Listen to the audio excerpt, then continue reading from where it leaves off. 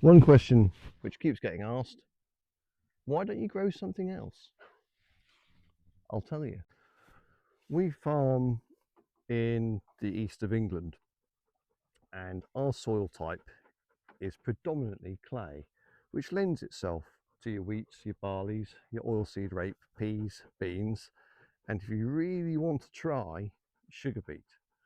But if we went to try, as some people have suggested, growing walnuts or putting in an orchard, well, that's all well and good, but you have to wait until the trees are mature, and then there's a whole different investment in terms of equipment that you need, and it's just prohibitively expensive. Field smells wonderful. It's going to earn more money over 3 years than any other field on the farm. This is a subsidy scheme, but it's now being discontinued.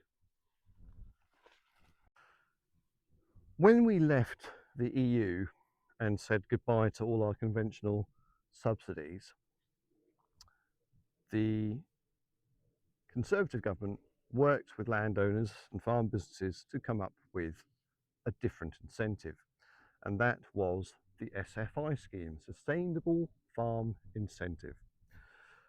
Farmers could take land out of production and could put it down to something like this: the winter wild bird mix.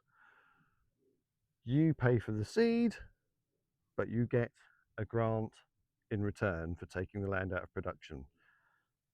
Initially, it was thought you'd be able to take your entire farm out and put it entirely down to this.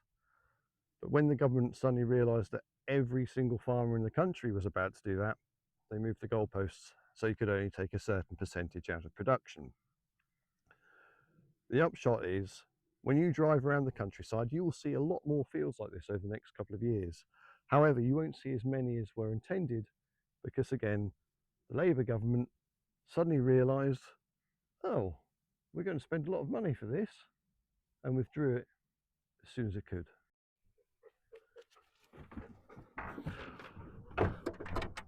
It's not that we're adverse to change in farming, quite the opposite.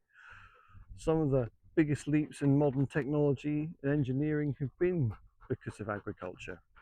The issue that we have is the time it takes to implement the change in an industry where cash flow is so important and where 2 lean years could see you finish off the business.